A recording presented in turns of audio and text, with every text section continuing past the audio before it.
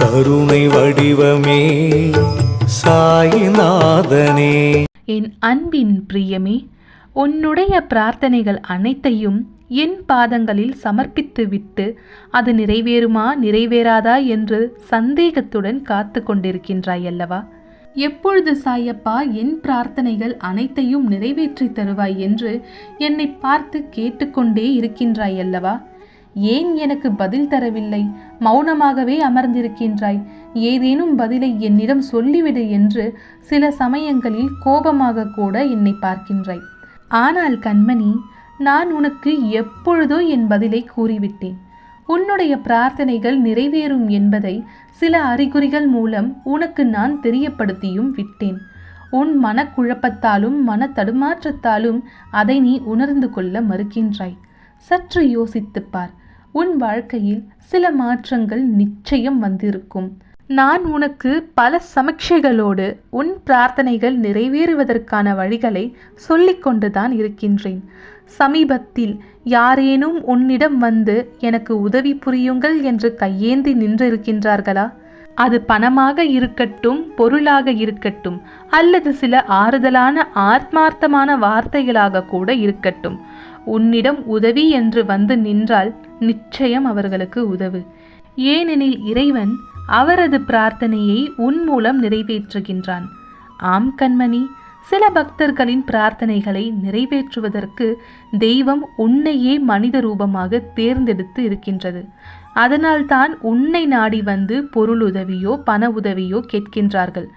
உன் மூலமே அவர்கள் பிரார்த்தனையும் வேண்டுதல்களையும் நிறைவேற்ற வேண்டும் என்று தெய்வத்தின் சித்தம்.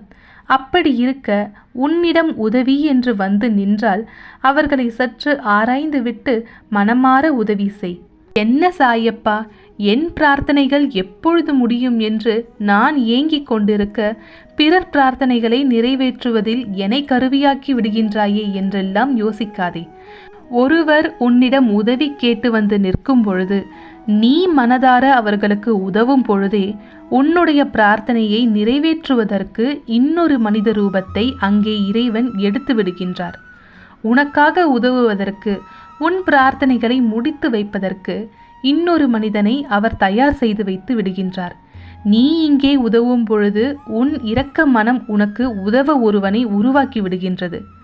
ஆம் கண்மணி, தீய செயல்கள் மட்டும் கர்மாவாக திரும்பி வருவதில்லை. நீ செய்யும் புண்ணிய காரியங்களும் நற்காரியங்களும் கூட பல மடங்கு பலன்களாக நல்ல கர்மாவாக உனக்கே திரும்பி வரும். உன்னுடைய பிரார்த்தனைகள் நிறைவேற்றுவதற்காக இறைவன் சில உயிர்களை உனை நாடி அனுப்பி வைக்கின்றார்.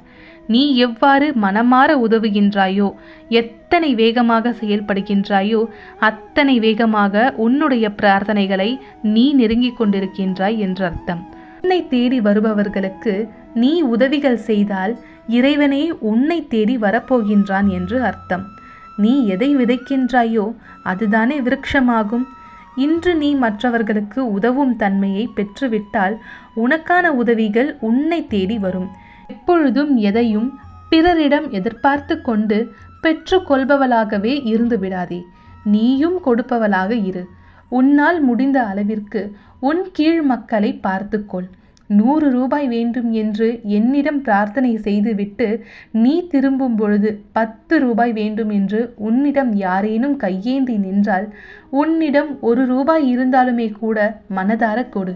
அதை வட்டியோடு நான் உனக்கு சேர்த்து கொடுப்பேன். நீ என்னிடம் பிரார்த்தனை செய்த 100 ரூபாயையும் சேர்த்தே கொடுப்பேன். ஏனென்றால் இல்லாதவருக்கோ இயலாதவர்களுக்கோ நீ ஒரு உதவியை செய்யும் பொழுது அந்த கடனை இந்த சாய் ஏற்கின்றான். இந்த சாய் உனக்கு கடன்பட்டவன் ஆகின்றேன். நீ கொடுக்கும் அத்தனையும் உனக்கே 10 மடங்காக திரும்பி வரும். இதுதான் பிரபஞ்சத்தின் நியதியும் கூட.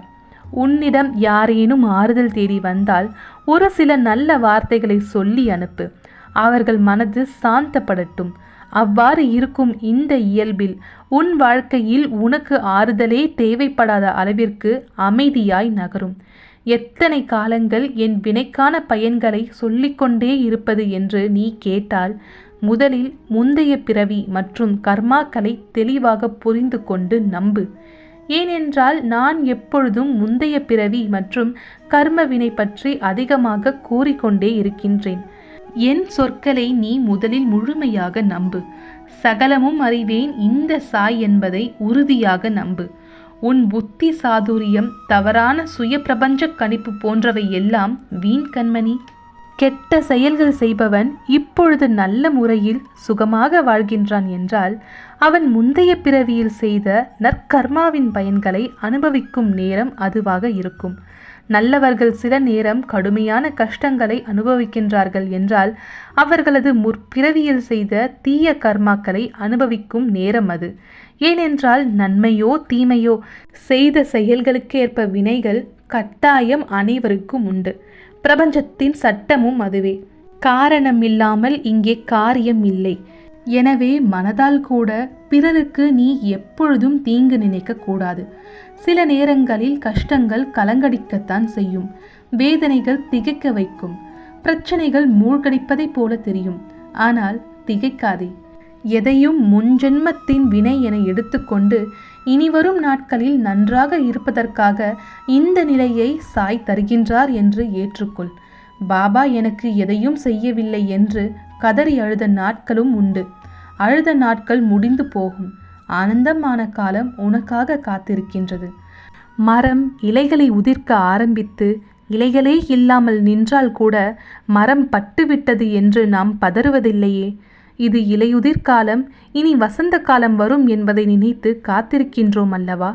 இந்த துன்ப நாட்கள் முடிவுக்கு வந்து உனக்கு இன்பம் சேரும் காலம் நிச்சயம் வரும். அன்றைக்கு நீ தகுதியாக இருப்பதற்காக இந்த துன்பம் என்ற பயிற்சி அளிக்கப்படுகின்றது. நீ கேட்ட உதவிகள் உன்னை வந்து சேர்ந்துவிடும் என்பதற்கான அன்றைக்கு நீ தகுதியாக இருப்பதற்காக இந்த துன்பம் என்ற பயிற்சி அளிக்கப்படுகின்றது. நீ கேட்ட உதவிகள் உன்னை வந்து சேர்ந்துவிடும் என்பதற்கான அறிகுறிகளும் உன்னிடம் சில உதவிகள் கேட்டு சிலர் வந்து நிற்பதும் தான். ஆம் கண்மணி, இதுவும் உனக்கான சோதனைதான். நீ தயாராக இருக்கின்றாயா? நீ மற்றவர்களுக்கு கொடுக்க தயாராக இருக்கின்றாயா? நீ பிறர் மீது அன்பு செலுத்த தயாராக இருக்கின்றாயா? நீ அடுத்தவர்களின் பிரச்சனைகளை நிறைவேற்றுவதற்கு உன் பங்கை அளிக்க தயாராக இருக்கின்றாயா என்று அந்த இறைவன் சோதிக்கின்றான். இந்த சோதனைகளை எல்லாம் உன் அன்பான மனதால் வெற்றி கண்டுவிடு. அவ்வாறு வெற்றி காணும் பொழுது உன்னுடைய பிரார்த்தனைகள் நிறைவேற துவங்கும். உனக்கான உதவிகள் உன்னை வந்து சேர துவங்கிவிடும். காலங்கள் போய்கொண்டே இருக்கின்றது. பிரார்த்தனைகள் எல்லாம் காத்து கொண்டு அப்படியே இருக்கின்றது. பிரச்சனைகளோ முற்றிவிடும் அபாய கட்டத்தில் இருக்கின்றது. ஆனால் எப்பொழுது இதற்கெல்லாம் விடிவு வரும் என்று பயத்தோடு இருக்காதே. புரிந்து கொள், பிரச்சனைகள் முற்றும் பொழுதுதான் அதற்கான முடிவு வரும்.